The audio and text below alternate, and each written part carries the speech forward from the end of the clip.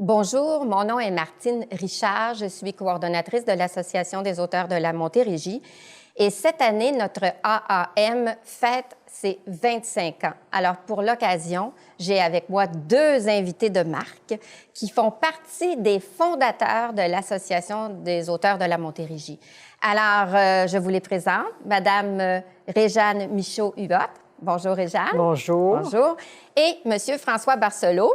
Bonjour. Bonjour, bonjour. Réjeanne, je vais commencer par toi, la politesse aux dames. Alors, Réjeanne, toi, tu es née à Charlevoix. Oui, Saint-Irénée-Charlevoix. Oh, que c'est un beau coin en plus de ça. Chanceuse. Mais j'ai pas grandi là. Non. Non, à Québec. À Québec. Oui. Et de fil en aiguille, tu es arrivée à Montérégie. Tu as publié quelques livres quand même, plusieurs, 7-8 livres certainement. Puis, tu as même fondé avec ton mari, Jean-Luc Huot, tu avais fondé une maison d'édition qui s'appelait les Éditions Parenthèses. Voilà. Tu as aussi beaucoup fait pour l'Association des auteurs de la Montérégie. Non seulement tu étais autour de la table, la fameuse table, un certain janvier 1996, où l'association, on a dit, bon, ben là, ça y est, on fonde. Mais tu as aussi travaillé beaucoup comme directrice générale à faire les choses invisibles, mais indispensables pour qu'une association tienne debout. Alors, je vais revenir à toi tantôt. Là, c'était juste pour te présenter, mais je t'oublie pas. François. Allô. Bonjour. François, tu as une bonne trentaine de livres pour adultes à ton actif, et même plus que ça. Moi, 45, je pense. 45. 25 romans jeunesse. Oui. Et tu as l'honneur insigne d'avoir été édité dans la collection noire, la série noire. La série noire. Chez Gallimard. Oui. C'est ton roman Cadavre. Oui. Puis en plus de ça, ton roman Cadavre est devenu un film grâce à Éric Canuel, un réalisateur québécois. Exact. Voilà. Alors, c'est tout un parcours, toi aussi.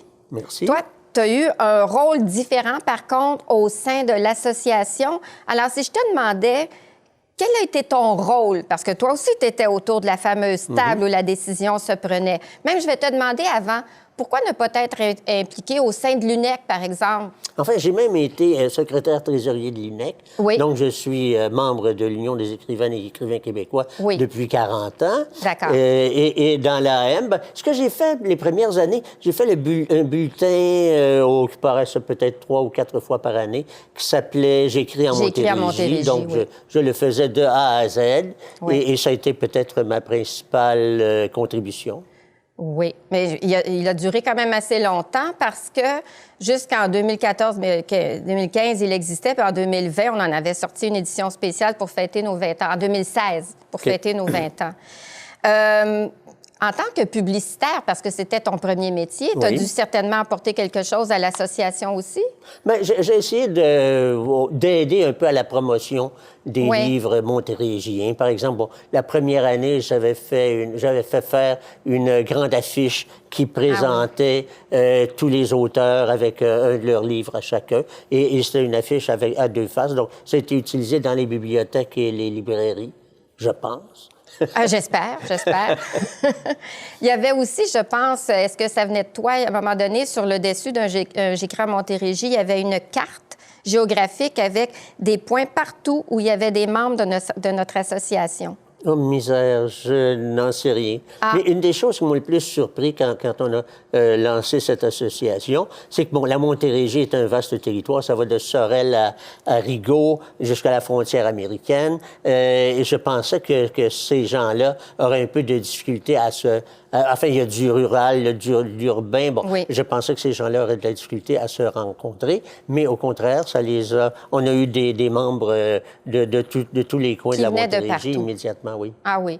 Et est-ce qu'il y en avait beaucoup qui venaient des coins plus reculés, ou bien c'était surtout là... Longueuil, Saint-Jean, Saint-Hyacinthe. Là, vous en demandez un peu trop à ma mémoire. Mais je pense qu'il y en avait de pas mal partout. Et puis, on avait aussi un aspect social qui était intéressant. Donc, une fois par année, on se réunissait chez l'un ou l'autre l'été, puis on avait des espèces de pique-niques bien arrosés. Et je me souviens qu'on était allé chez Benoît Prieur, je crois, qui écrivait des livres de cuisine. je ne me trompe pas. On est allé chez Bernadette Renault à Contrecoeur, chez moi à Saint-Antoine-sur-Richelieu, chez Arlette Cousture qui habitait à la Prairie à ce moment-là. Oui, moi j'ai connu la fin de cette époque-là. On était allé chez Claire Caron. C'est vrai, Oui, je me souviens.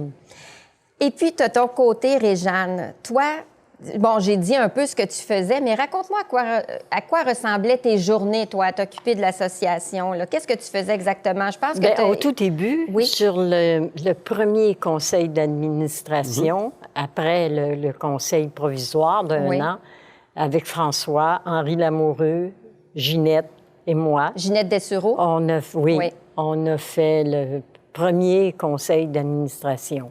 OK. Et une couple d'années plus tard, je suis revenue sur un conseil sous Marie-Paul Villeneuve, qui était présidente.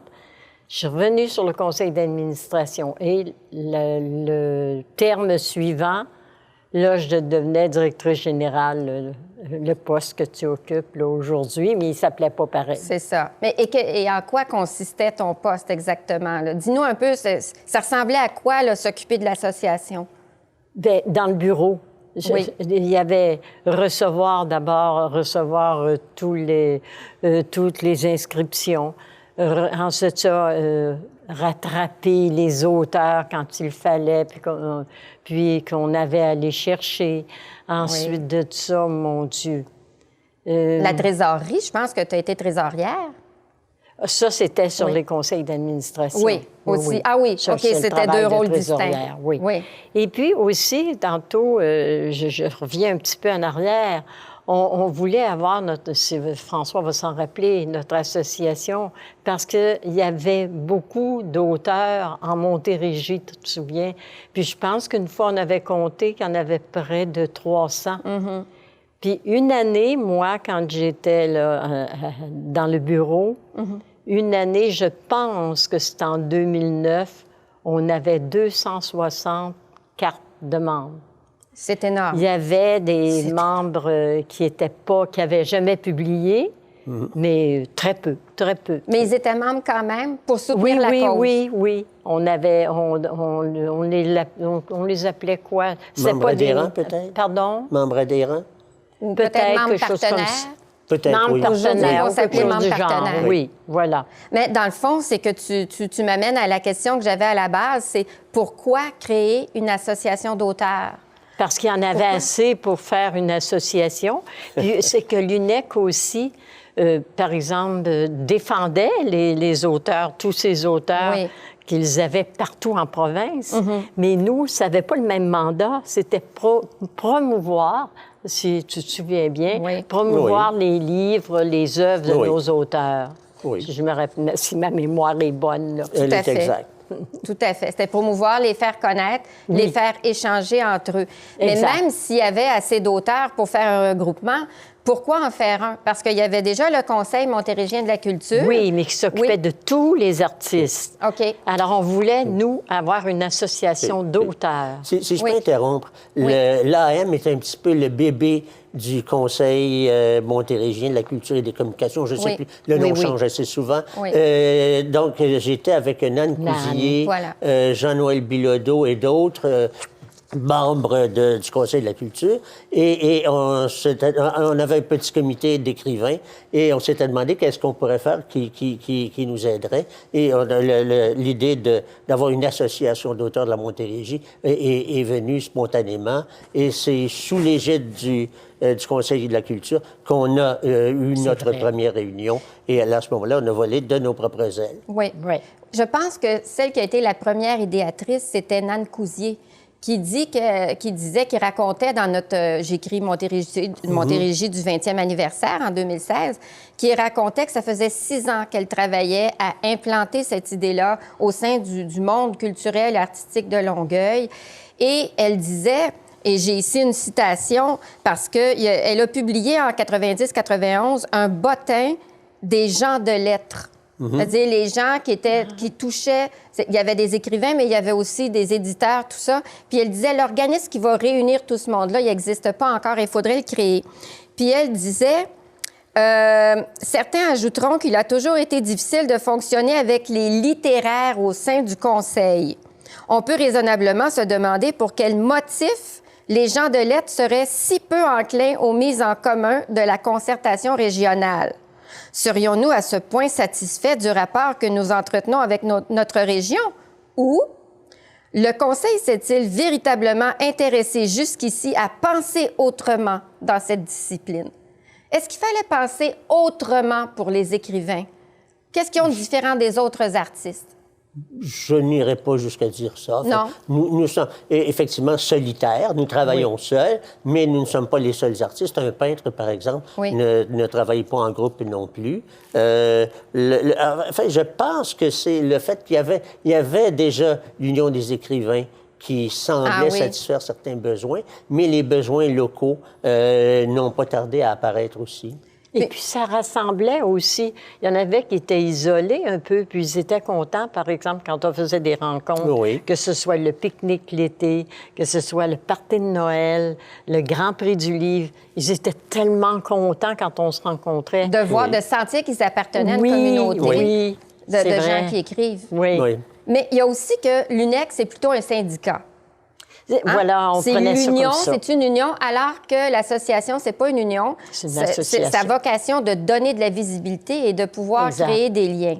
Oui. Mais est-ce que c'est pas difficile un peu, des fois, d'aller chercher des auteurs qui sont très, très solitaires, d'organiser des activités puis qu'ils soient nombreux à venir? Parce qu'on a vu ces dernières années, parfois, organiser une rencontre d'auteurs avec quelqu'un de très célèbre et qu'il y ait peu de gens, finalement, qui viennent. Ça, c'est variable. Il peut y avoir toutes sortes de choses, y compris le hockey à la télévision. Oui, il y a ça. Mais moi, je n'ai pas senti de résistance. Non, jamais. C'est évident qu'on n'est pas réussi à aller chercher tous les écrivains qui travaillent de façon obscure chez eux. Non. Mais je pense que les gens sont en général très, très heureux de se retrouver. Ah oui. Puis est-ce que vous n'avez pas eu à combattre le préjugé que, bon, c'est en région, donc c'est moins professionnel qu'à Montréal? Non.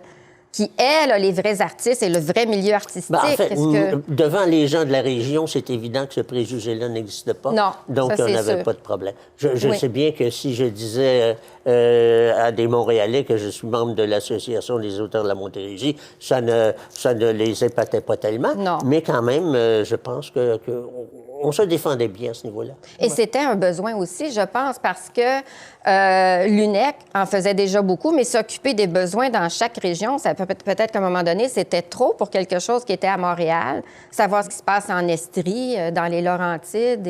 Malgré qu'on y allait à l'occasion, par exemple, là, tu te souviens, les soupers d'huîtres à l'UNEC au début. Moi, j'en manquais pas un. Ah non? Mais étais-tu membre de l'UNEC? Oui, j'étais membre pendant des années. On pouvait être membre des deux et fonctionner autant au niveau national et au niveau local. Oui. Ça se mariait très bien. Oui, puis quand aussi, il y avait le fait, quand on était invité, par exemple, moi, j'allais à Mégantic, mes livres en Charlevoix, tout ça. Mm-hmm. L'UNEC nous payait très bien pour ça à l'époque. Oui. Hein? Oui. On a fait un bon bout. Le fait d'avoir créé l'Association des auteurs de la Montérégie, ça vous a apporté quelque chose dans votre carrière d'auteur, personnellement? Est-ce que ça a changé quelque chose? Oui, ça fait de la promotion. Oui. Moi, je trouve... ça fait beaucoup de promotion pour moi, là, parce que je ne publiais pas un grand nombre à la fois, là, à la grande échelle. Pas comme François qui pouvait en écrire 2-3 dans une année, là? En fait, moi, je me suis surtout fait des amis. Mais hier, en consultant le site Internet, je me suis aperçu que j'ai été l'auteur de la Montérégie qui a reçu le plus de prix littéraires de la Montérégie. J'en ai reçu 6. Il faut dire qu'il y a une époque où il y avait des premiers, deuxièmes et troisième prix dans certaines catégories. Donc, j'ai peut-être 2 ou 3 premiers prix dans ce groupe-là. Puis j'ai aussi été le seul à avoir un grand prix pour l'ensemble de son œuvre. Oui. Je ne sais pas si vous vous souvenez de Pauline Vincent, qui a été notre présidente, et qui était très bonne pour aller secouer les poches des députés. Et elle avait obtenu 5 000 $ de Pauline Marois pour un prix que j'ai remporté cette année-là. C'était la seule année qu'il y a eu le prix de 5 000 $. Ça n'existe plus aujourd'hui. Donc, je n'ai pas vraiment à me plaindre de mon passage à la Montérégie. Donc, ça a peut-être changé. Que ça mériterait même que je revienne à Montérégie. Ah, peut-être. Oui. Oui, Ah oui. il faudrait. Ben oui, c'est une honte d'habiter Montréal. Oui. C'est ça. Ben écoutez, je pense qu'on a pas mal fait le tour de la question, mais je pense pouvoir dire que ça a changé quelque chose dans Très vos vies d'auteur. intéressant. Ça vous a donné de la visibilité. Ça t'a fait gagner des prix. Non, mais Et puis- c'est surtout des amitiés que j'ai Des gagnées. amitiés aussi. Oui, mais c'est quand ça. même, Louis les Caron prix... et puis Oui. Henri Lamoureux. Et, Moi, j'ai encore beaucoup d'autres. des amis, Pauline Gill. Oui. Pauline Une Gill, amie oui. depuis Oui. 1995. Oui. J'ai Oh. encore des amis. Ginette. Oui. Oui. Ginette est rentrée 1 an après que l'association, après le gouvernement, pas le gouvernement, Oui. mais Le conseil provisoire. merci, D'accord. le conseil provisoire. Et puis, c'est moi qui l'a fait rentrer sur Ah le oui. CA que j'ai nommé Ginette. Et Ginette Dessureau a occupé à peu près tous les postes. Je Ah pense oui, qu'on oui, peut- oui, oui, oui, oui. Oui. De simple administratrice jusqu'à présidente, Oui. secrétaire, elle a tout fait, je crois. Ça a été une époque formidable pour Oui. moi, Oui. vraiment. C'était une époque, mais on se sentait, quand je suis arrivée, on se sentait porté par ce bonheur que vous aviez de vous retrouver puis d'avoir créé quelque chose qui durait, qui Je dure trouvais la à bonne travers humeur le de temps. tout le monde Oui. aussi. Moi, j'ai Effectivement. beaucoup aimé. Je me souviens de parties de Noël aussi où on chantait, tout ça. C'était toute une époque. Ça reviendra peut-être après les temps covidiens. Oui. Alors, Sûrement. d'ici à ce que ça revienne, je vous remercie d'être venu nous rencontrer, Ben, merci à vous. de C'est nous un avoir plaisir. appris toutes ces choses intéressantes. J'ai pensé aux escaliers, mais j'ai dit, j'y vais Ah pareil. oui. C'est sûr que pour se pareil. rendre ici à la Maison de la Culture, il y avait un double escalier, je dirais, mais ça valait la peine. Ben Ça valait oui, la ça peine. valait le coup, certain. Merci beaucoup. Merci. Merci. Bonne chance.